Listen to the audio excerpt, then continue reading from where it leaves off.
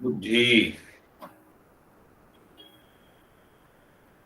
हाँ, ज्ञान चाहिए और अभ्यास, दो चीजें चाहिए।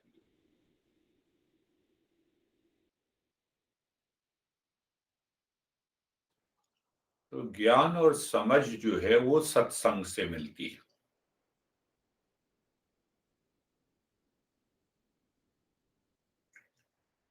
और अगर अभ्यास नहीं करें तो मन शुद्ध नहीं होगा, तो साधना ठीक नहीं चलेगी। देखो, अभी जो घटना बताई थी तो मन की अशुद्धि थी ना उसमें। तो मन की अशुद्धि के कारण जो है, ज्ञान होते हुए भी, समझ होते हुए भी, अगर हम हमारा अभ्यास नहीं है तो वो ज्ञान मन के अंदर उतरता नहीं है। और नहीं उतरेगा तो फिर द्वंद्व बना रहेगा।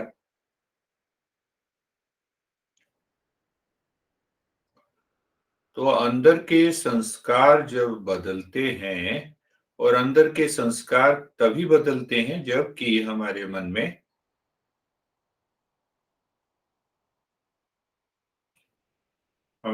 में उस ज्ञान की प्रतिष्ठा हो जाती है। ज्ञान बैठ गया कि जितना है क्या मैं उसमें संतोष कर सकता हूं। करना है, काम तो जीवन में करना ही है। बिना प्रयास के साधना की नहीं होगा।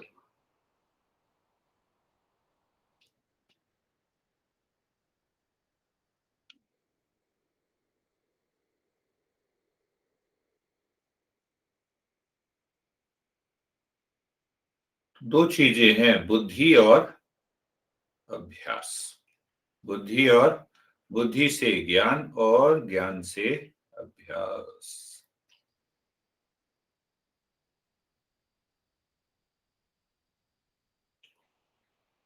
तो पिछली बार हमने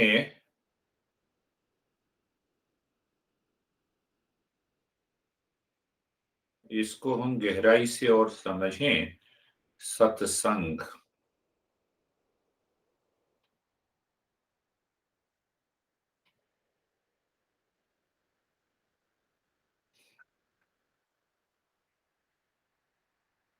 तो सत्संग जो है, वो सत्संग का मतलब किसी के साथ भी यहाँ पे सत्संग का मतलब ये है कि हम साधना की जो मूल तत्व हैं उनके प्रति हम सजग हो जाएं, जिससे कि हमारे जीवन में प्रेम, ज्ञान, आनंद और विवेक की प्रतिष्ठा हो जाए, बैठ जाए, मन के अंदर बैठ जाए, बुद्धि के अंदर बैठ जाए। सत्संग का मतलब ये भी होता है कि हम जो ज्ञान परंपरा से आया है उसको हम टीचर के साथ बैठकर सुने।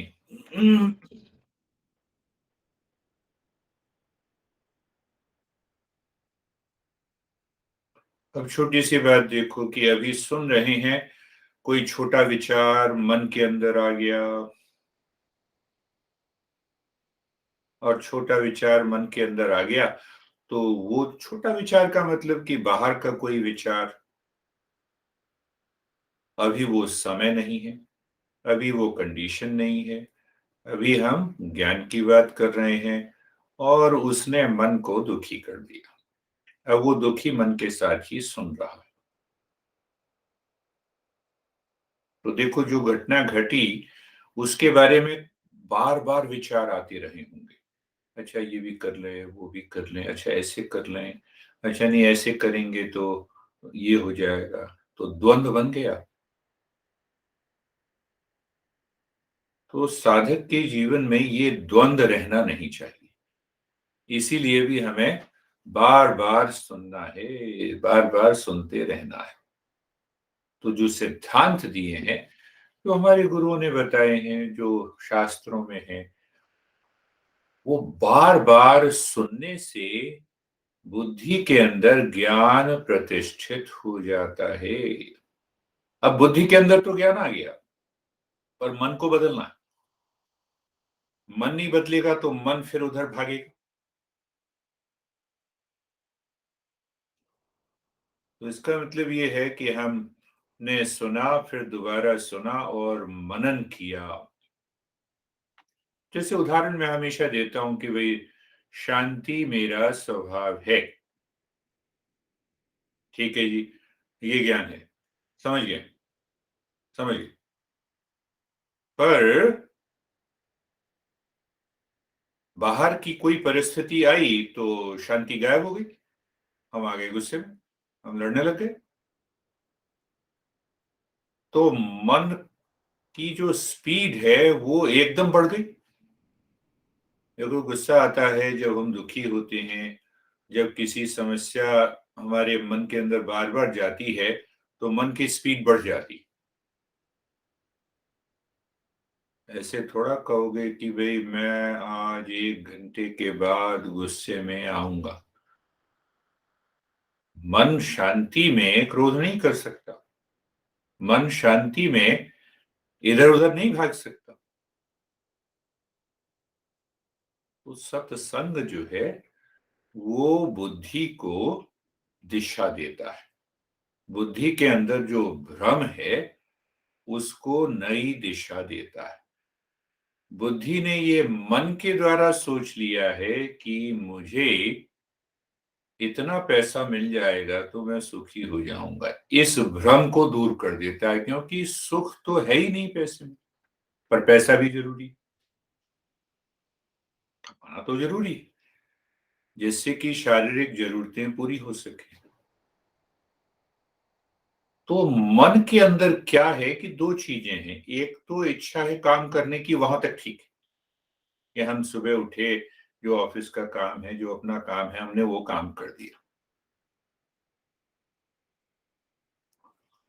और उस काम के साथ साथ इस मन में भ्रम भी है, जिसको हम मोह कहते हैं, कि इतना हो जाएगा तो सुखी हो जाएंगे। बस वहां पे समस्या। काम तो करना है, पैसे भी हैं, पर उस काम के साथ अगर मन के अंदर ये भाव अगर आ गया कि मोह है, तो मोह का क्या मतलब कि 5 लाख है तो उसके 10 लाख बन जाए।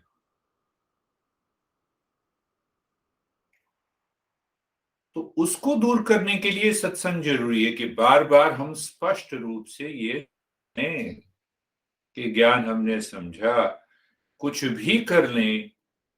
हाँ, मैं उदाहरण कितनी बार दिया, फिर भी हम फंस जाते हैं। बिल गेट्स का 127 बिलियन डॉलर, फिर भी असंतोष, महादुखी। खुद ही कहा उसने, ये 27 साल से मैं इस विवाह से दुख भोग रहा हूं। तो ये जो मोह है मेरे मन के अंदर, भ्रम जो है, ये दूर होता है बार बार उस ज्ञान के प्रति हमारी समर्पण भाव रहे।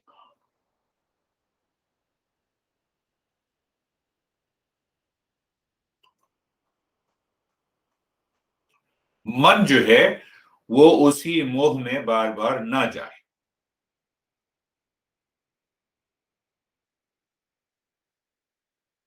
ये बात बार बार हमें, जितनी बार हम समझते हैं, तो होता क्या है हमारे मन के अंदर,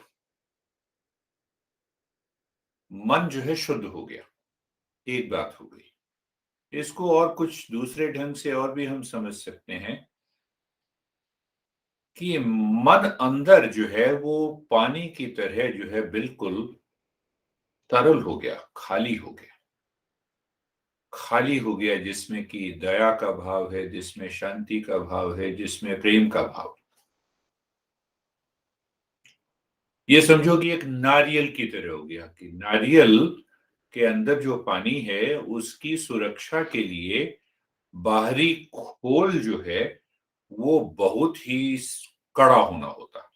अगर बहुत कड़ा नहीं होगा तो वो तरलता जो है, वो दया का जो है भाव हमारे मन के अंदर बना नहीं रहेगा। क्या हमने समझा कि पानी तरल है, अगर उसको, नारियल को तुम, नारियल नीचे भी गिर जाए तो भी पानी बचा रहता है। तो मन की जो अंदर की समझ है, ज्ञान है, दया का भाव है, उसको एक बाहरी खोल चाहिए, बहुत ही कड़ा। और वो खोल बुद्धि से आता है, जिसको हम कहते हैं विवेक और वैराग्य। मैं देख रहा हूं कि हाँ, यहाँ पर पूरा, जो वो स्टॉक शेयर को तुम 5 मिनट अगर देखना शुरू करो, तो उसमें आता है कि नहीं, तो ये शेयर बढ़ गया और 5 रुपए के शेयर 5,000 रुपए में बिकेंगे। अगर मोह आ गया तो मन हो गया अंदर से, बुद्धि से दूर हो गया। और मोह नहीं आया तो मोह कैसे नहीं आएगा, तो विवेक बना के रखेंगे। तो विवेक वो नारियल की खोल है। वो विवेक मेरे मन को मोह में फंसने नहीं देगी। हाँ, ठीक है, जो लोग कर रहे हैं वो ठीक है, मेरे पास है ठीक है।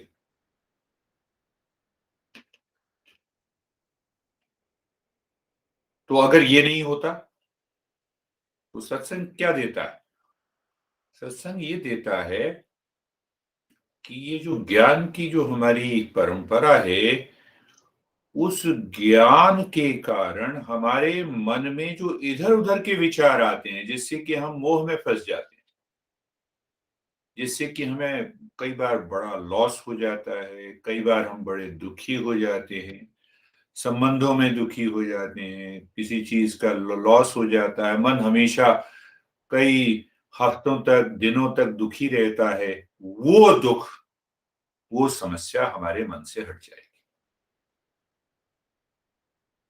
कुछ भी, वो समस्या अरे मन से हट जाएगी। मन को क्या चाहिए? निर्भयता। मन को क्या चाहिए? मन के अंदर दया का भाव। मोह की जगह दया का भाव। मन के अंदर क्या चाहिए? विवेक। और ये सब सत्संग से आता है। ये सब सत्संग।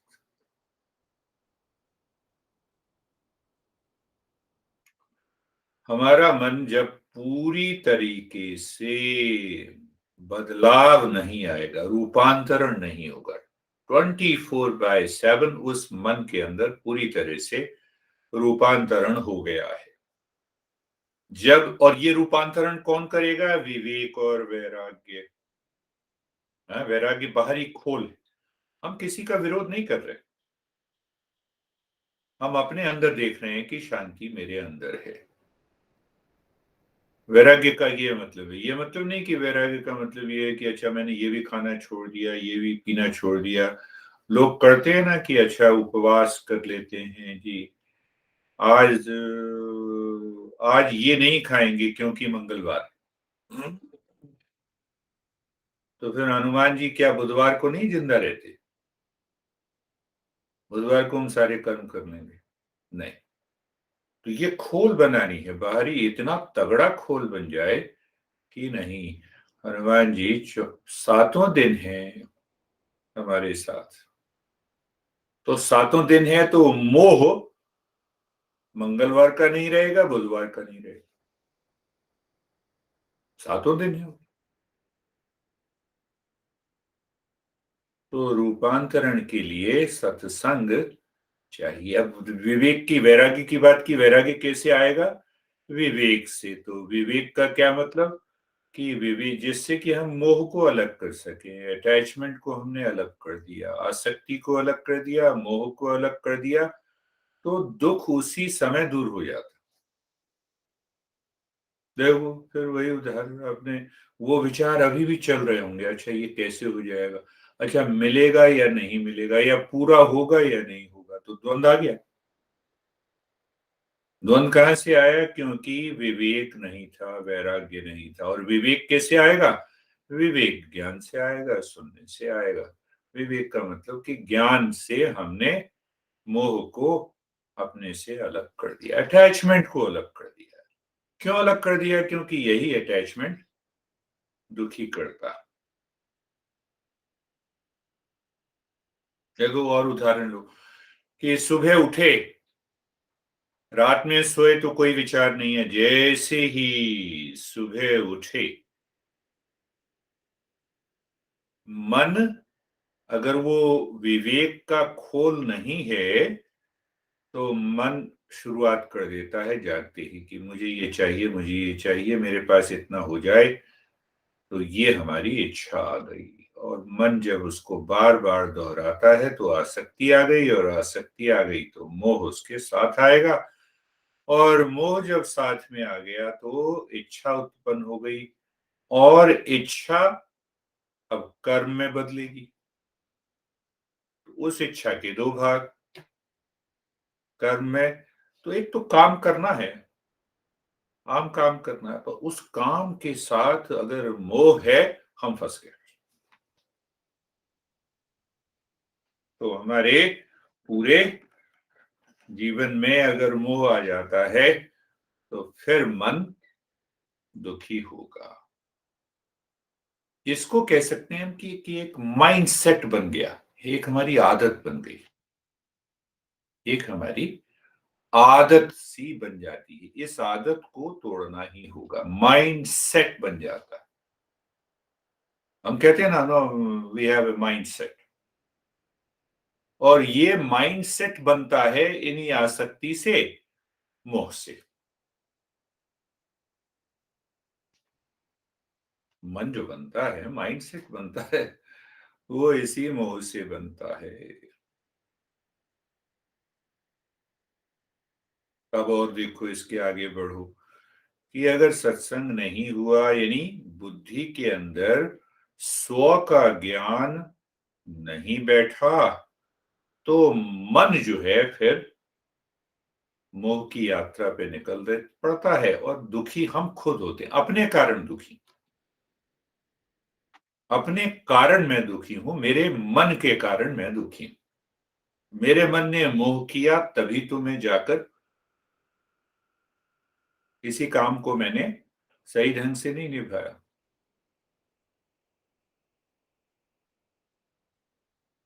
एक गुरु और बड़ी अच्छी तरीके से समझाते हैं, कहते हैं बार बार इस पे मनन करना है कि मन का क्या स्वभाव है, मन का रंग क्या है, मन का कितना भार होता है, मन का शेप और साइज कितना है। तो मन का ना तो शेप है, ना साइज है, ना कलर है, ना उसका वेट। पर मोह के कारण, आसक्ति के कारण हम मन को ये सारी चीजें दे देते हैं जिससे कि हम दुखी रहते हैं। मन का कोई भी आकार नहीं है, मन का कोई भार नहीं है, मन का कोई रंग नहीं है। तो उसने जिस वस्तु को देखा उसी रंग में हो गया, और जैसे उसी रंग में रंगा तो द्वंद आ गया। द्वंद का मतलब कि विचारों का प्रवाह शुरू हो गया, और विचारों के प्रवाह शुरू होने से वहां पर अब हम दुखी होने के लिए तैयार हो गए।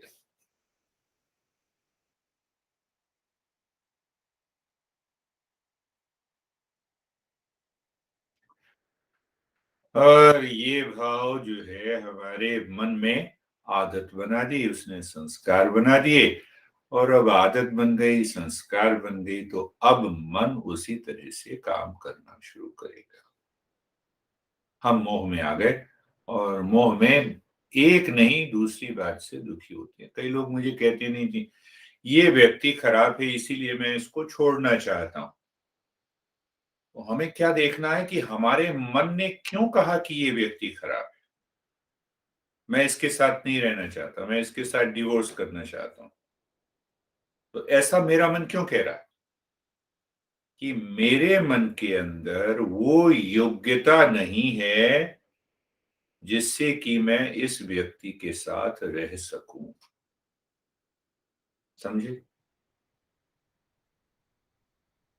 दिशा देखो, एक व्यक्ति का नहीं नहीं, मेरे पास कई आते हैं, मैंने कहा नहीं, मैं अंतिम अंतिम सॉल्यूशन होगा कि डिवोर्स लो। मैं ये कहता हूं कि ये देखो कि तुम्हारे अंदर क्या योग्यता है हर एक व्यक्ति के साथ रहने की। एक व्यक्ति दुखी करता है तो क्या तुम्हारे अंदर क्षमा की योग्यता है, चुप रहने की योग्यता है, टॉलरेट करने की योग्यता? अगर टॉलरेट करने की तुम्हारे अंदर योग्यता है तो उसके साथ तुम बड़े आराम से रह सकते। अब तुम्हारे अंदर है ही नहीं योग्यता, इसीलिए तुम कह रहे हो कि मुझे छोड़ना।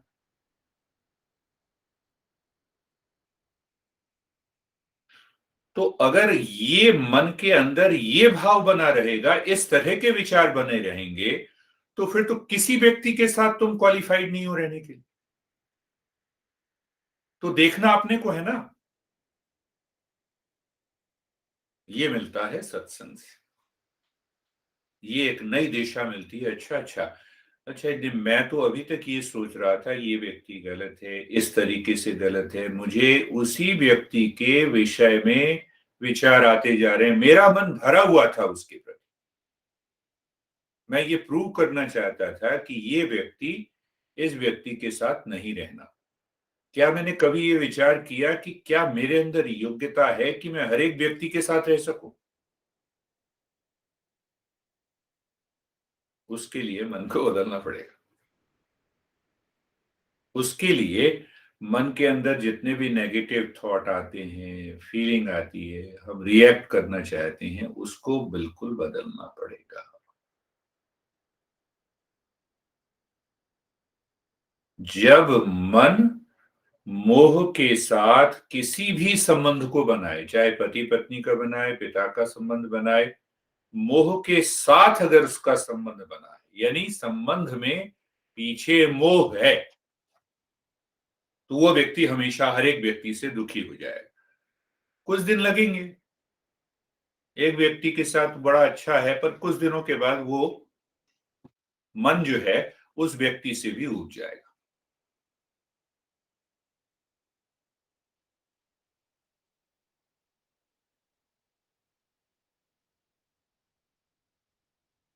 इसीलिए सत्संग, ज्ञान बुद्धि को दिशा देता है, बुद्धि में समझ पैदा करता है, और अभ्यास जब हम करेंगे तो ये मन की दिशा को बदल देगा। मन की दिशा को ये बदल देगा।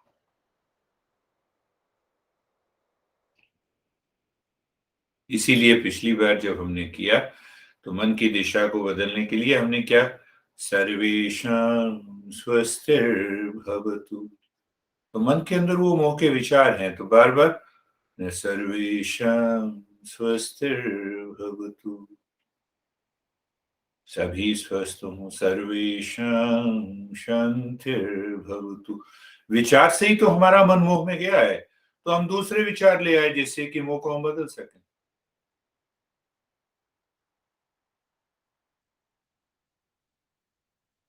अब एक बात और, इसको गहराई से ले जाएं तो ये समझो गहराई से कि हम मोह से नहीं बने हुए, हम आसक्ति से नहीं बने हुए, हम पसंद और नापसंद से नहीं बने हुए, हमारा स्वभाव डर का नहीं है, हमारा स्वभाव कंफ्यूजन और कन्फ्लिक्ट का नहीं है। ये सब बाहर से आए और हमारे मन ने मोह के कारण उनको डर के रूप में देखा, कन्फ्लिक्ट के रूप में देखा, कंफ्यूजन के रूप में देखा, आसक्ति के रूप में देखा।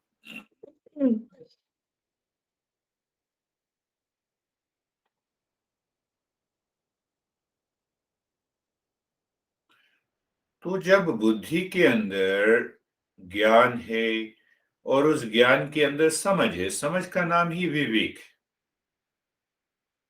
अब विवेक मन के अंदर उतर के आया, मन ने किसी वस्तु को देखा, पसंद भी कर लिया, नहीं नहीं ये अच्छी चीज है, ये मुझे अच्छी लगती है, तो यहां तक तो ठीक है। पर बार बार उस विषय के बारे में विचार करना और मोह का आ जाना, ये समस्या। तो जैसे ही मोह आ गया तो फिर इच्छाई, और इच्छा के बाद फिर पूरा मन की गति पूरी बदल जाती है। वो आंतरिक समझ नहीं रहती। तो यहाँ पर हमें चाहिए क्या? वैराग्य।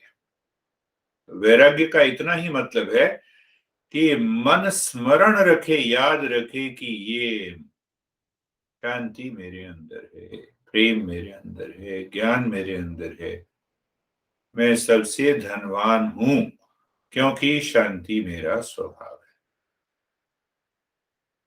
ये बार बार आ जाए। ये जैसे ही आएगा, मन की दिशा बदल जाएगी। अभी पिछले हफ्ते की बात है। ये व्यक्ति बहुत दिनों से साधना कर रहा है। सुबह उसने बताया कि वो सुबह उठा। सुबह उठा तो उसके मन ने ये कहा कि मैं पूरी तरह से थका हुआ हूं, मेरा मन भारी है। तो उस व्यक्ति ने कहा, मुझे आपकी बात याद आ गई, ये तो मन का मोह है, मन का भ्रम है। तो मैं आंख बंद करके बैठ गया। बैठ के ढूंढने लगा कि ये थकान कहाँ से शुरू हुई, कहाँ है ये भारीपन मेरे मन के अंदर, कहाँ है। सब लोगों ने सुना। 15 लोगों का ग्रुप सेशन होता है वो। तो ये देखो, ये सत्संग हमने किया, उसके बाद जब हम मनन करेंगे तो ये भाव मन के अंदर उभर के आता। तो उसने कहा, मैं जब ढूंढने लगा तो मैंने देखा कि वो थकान ना तो कहीं थकान है, ना मेरा मन कभी किसी कारण खराब है। मन खाली हो गया और 15-20 मिनट के बाद मेरे शरीर में अंदर थकान दूर हो गई, मेरे मन का भ्रम दूर हो गया और मैं उठ के खड़ा हो गया। उसने कहा, कहते हैं ऐसा होता है। मैंने कहा यही होना चाहिए। एक साधक अगर हो जाता है, अगर ऐसी अवस्था आ जाती। गुरुदेव को नहीं देखा, गुरुदेव 3 घंटे 4 घंटे बोलते थे और फिर मैं देखता था वो एकदम, कभी ये भाव नहीं कि उनका शरीर थक गया। वो कहते थे, चल घोड़े उठ। अब समय घोड़ा मतलब शरीर को कहते थे कि घोड़ा है। तो विवेक से ये समझ आ जाती है कि हमें मोह से कैसे अलग होना है। तो जब मोह से अलग हो गए विवेक की अवस्था में, तो हम शरीर से भी अलग।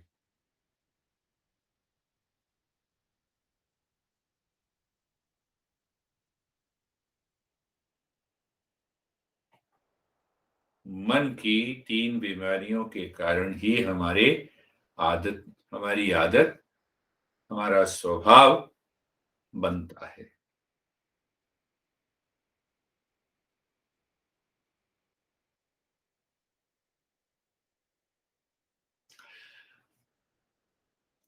क्यों बन जाता है मेरे मन के अंदर स्वभाव? अगर वही व्यक्ति वो कहता रहता कि नहीं नहीं, अब तो बस मैं थका हुआ हूं, अब काम पे नहीं जा सकता, पूरा दिन उसका खराब हो जाता।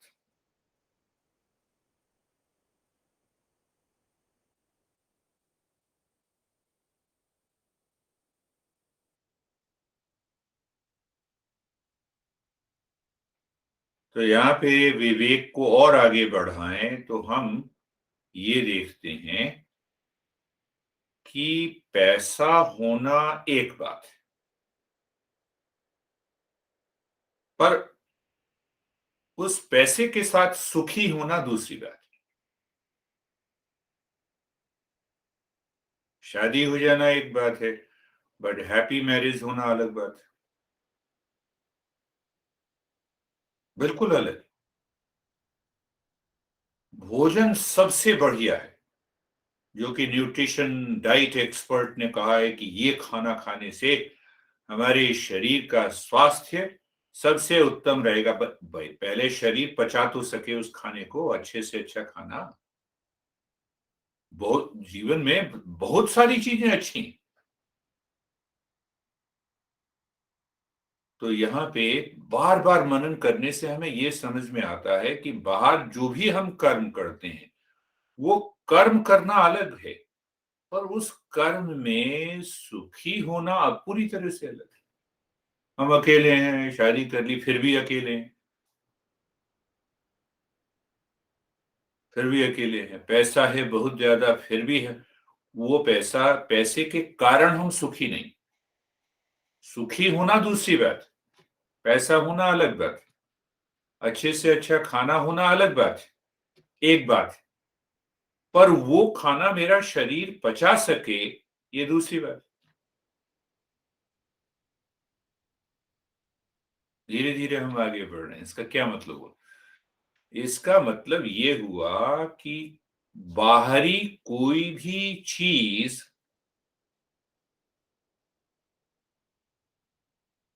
साधन तो हो सकती, साध्य नहीं हो सकती। इसको इस ढंग से शास्त्रों में कहा है। क्या मतलब हुआ? अगर मेरे जीवन का उद्देश्य धन कमाना ही है, क्योंकि मैं उस धन में मैंने आरोपित कर दिया है कि शांति, प्रसन्नता, सब कुछ इस धन में है, तो साध्य गोल भी वही हो गया ना मेरा। गोल क्या हो गया? पैसा। क्यों हो गया गोल? क्योंकि मैंने उस धन में शांति देखी, हैप्पीनेस देखी, पर उसमें है ही। तो इसी को कहते हैं कि साधन, ये मीन्स है। कार का क्या उपयोग है? चलाना, ट्रैवल। अगर मैं उसी में कहूंगा कि ये कार मुझे शांति प्रदान करती है, तो मैं 24 घंटे कार में बैठा रहूं। 24 घंटे मेरे मन में उधेड़ नहीं रहेगी, हाय राम पैसा पैसा पैसा। सेक्स में रहेगी तो हाय राम सेक्स। कोई भी चीज ले, तो वो जो माइंड सेट है, क्या माइंड सेट है? मेरा मन ये कहता है कि बाहर की चीजों में परम शांति और सुख है। चाहे वो धन है, सेक्स है, भोजन है, कपड़े हैं, बस वहां पे हम फंस गए। धन, सेक्स, भोजन, कार मेरे जीवन का उद्देश्य नहीं। ये तो बड़ी शुरू शुरू में ही मैं हमेशा देता रहा हूं, पहले ये लिख के बताओ जीवन का क्या उद्देश्य है। हाँ, अभी याद, अब समझ में आ रही, जीवन का परम उद्देश्य क्या और क्यों। तो तुम्हारी बुद्धि को मैं चाहता था कि वो बुद्धि के द्वारा ही तुम समझ सको, पैसा कभी भी, बाहर की कोई भी चीज साध्य नहीं हो सकती, क्योंकि बदलती है। पैसा, एक पैसा अपना हाथ बदल देता है, शरीर की स्थिति बदल जाती है। जो 20 साल में तुम खा सकते हो, जो 40 साल में नहीं खा सकते, 60 साल में नहीं खा सकते।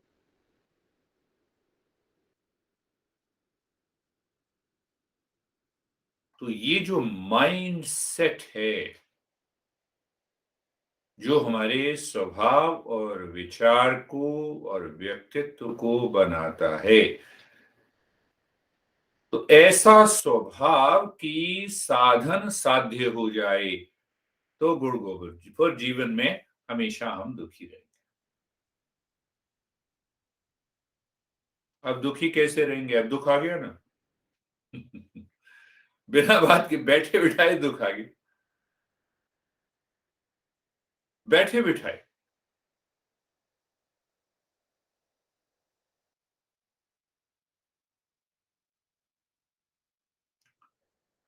देखो, ज्ञान जो है वो घास की तरह है, और जो टीचर है वो गाय की तरह है।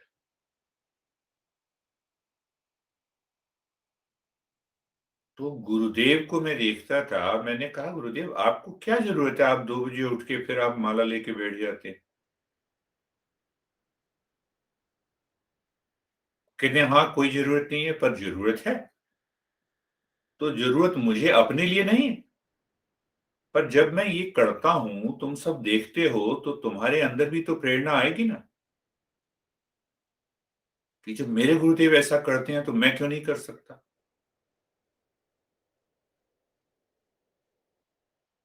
मैं भी बिल्कुल हमेशा 3 साढ़े 3 बजे उठ के और फिर बैठ जाते हैं।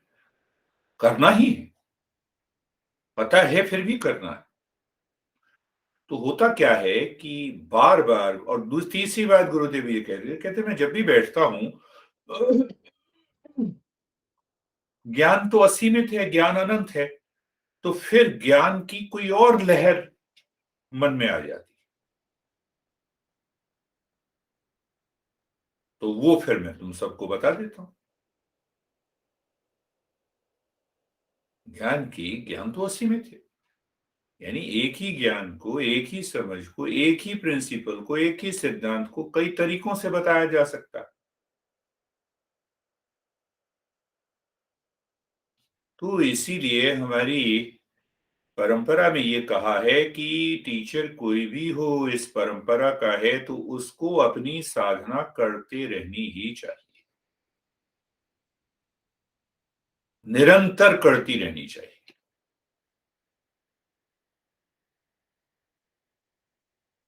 तो साधना की, वो समझ आई और फिर तुम्हें बता दिया।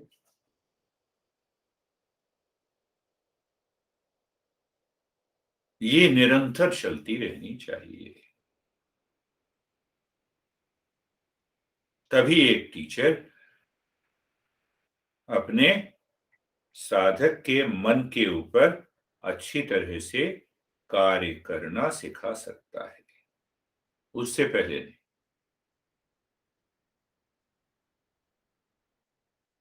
और फिर गुरुदेव कहते थे कि वो हमेशा बना हुआ है, तो मेरा मन कहीं और जाएगा ही नहीं। क्या पता माया और मोह कब घेर ले। तो इसीलिए तो वहां पर वो साधना का प्रयोग क्या है कि हमें नियमित रूप से साधना करनी ही है, सुनना ही है, मनन करना ही है, साधना करनी ही है।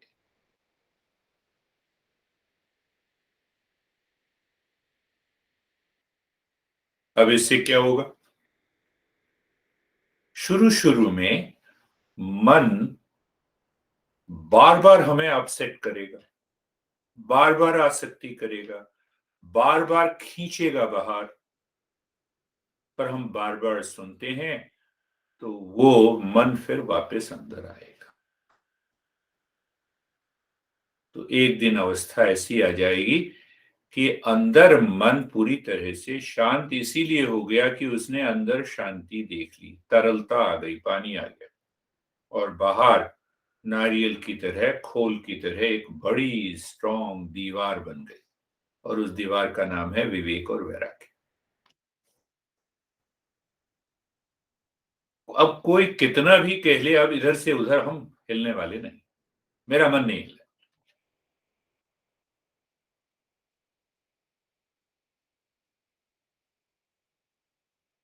और मन नहीं हिले, क्यों नहीं हिले? क्योंकि शांति मैंने अंदर देखी। अब वो शांति मैं बाहर किसी धन में नहीं देख रहा, कार में नहीं देख रहा, खाने में नहीं देख रहा, किसी भी चीज में नहीं देख रहा। तो शांति मैंने और प्रसन्नता कहीं किसी बाहर की वस्तु में देखा तो मोह है। तो वस्तु तो देख रहा हूं अभी भी, धन अभी भी देख रहा हूं, धन अभी भी देख रहा हूं, बैंक बैलेंस अभी भी पता है कितना।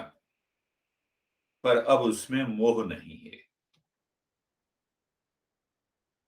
तो मोह नहीं है तो मैं शांत हूं।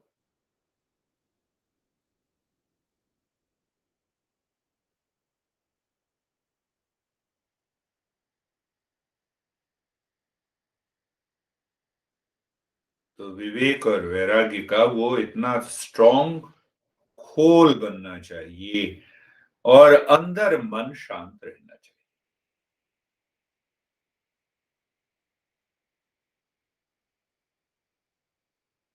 तो क्या है कि मन और बुद्धि आपस में मिलकर काम करें, एक बात। दूसरी बात, उस बुद्धि के अंदर समझ हो साधना की, वो समझ आती है सत्संग से, मनन से। हमने सुना और फिर मनन किया। तो मनन डेली निरंतर करते रहेंगे तो उस बुद्धि अपना प्रभाव मन के ऊपर डालती रहेगी। नहीं तो मन अपना प्रभाव डालेगी मन के बुद्धि के ऊपर। हमने मनन छोड़ दिया, नहीं सुना, मनन नहीं किया, साधना नहीं की, तो मन की तो वही आदत है। फिर मन अपनी आसक्ति में जाएगा, फिर मोह बनाएगा और फिर कहेगा नहीं कर ही लेते। चलो मोह में चले ही जाते हैं, चले गए तो फिर समस्या है।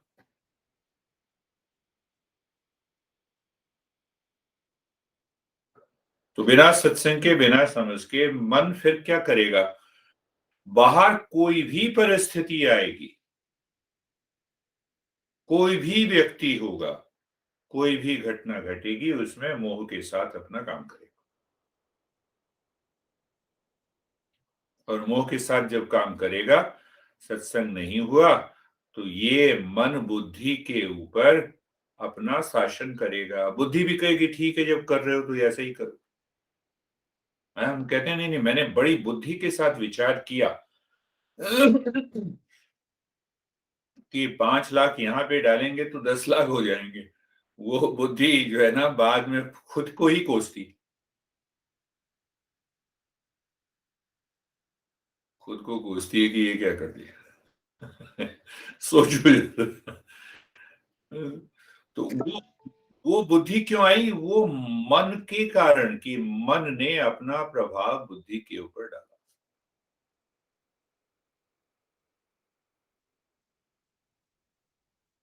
मन ने अपना प्रभाव क्यों डाला? कि समझ होते हुए भी उस बुद्धि के अंदर इतनी शक्ति नहीं थी जो मन को समझा सके कि रास्ता गलत है। क्यों नहीं है ऐसा? ऐसा क्यों हुआ? कहीं ना कहीं हमें चूक हो गई विवेक और वैराग्य में। मोह बना रहा।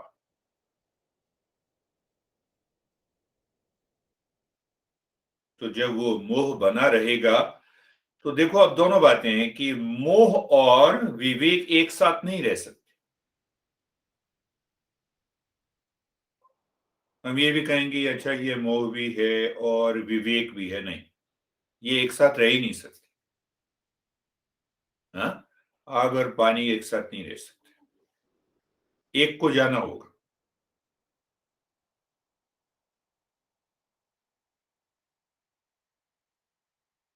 तो अगर मोह बना हुआ है तो आसक्ति बनी हुई है, तो अहंकार बना हुआ है, तो ये अभी भी शांति और सुख को बाहर की वस्तुओं व्यक्तियों में देख रहा है।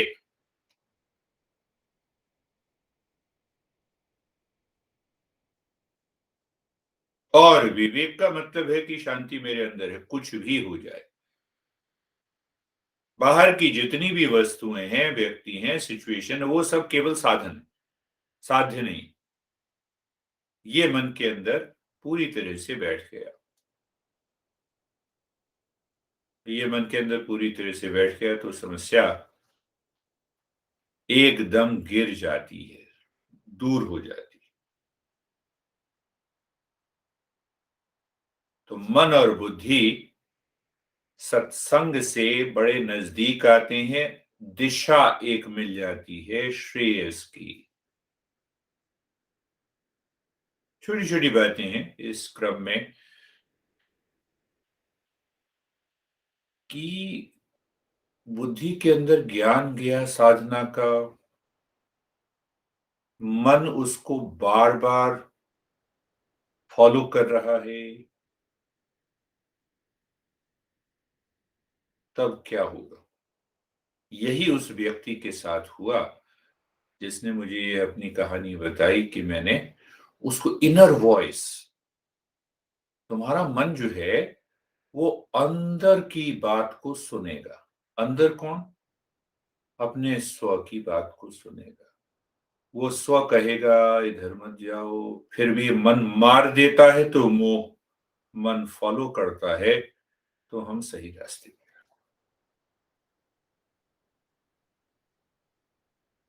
अंतर जिसको हम कहते हैं ना, अंतर्ध्वनि आ गई, अंतर आवाज आ गई। मन बुद्धि का जब मिलन होता है और जब हम साधना करते हैं, ध्यान की अवस्था में बैठे रहते हैं, तो वो अंतर्ध्वनि आएगी, नहीं इधर नहीं जाना, ये काम नहीं करना, इसको ऐसे सुलझाना। लोग उसको कई बार आध्यात्मिक शक्ति कह देते हैं, वो मन का खेल है। जब मन के अंदर मोह नहीं है, आसक्ति नहीं है, तो मन जो है वो इन शक्तियों को हमारे अंदर से प्रकट करने लगता है। द्वंद्व दूर हो जाते, कम से कम ये है कि द्वंद्व चले गए, अंदर से हमें शांति का आभास होने लगता है। मन ऐसा लगता है कि बहुत गहराई में पहुंच गया।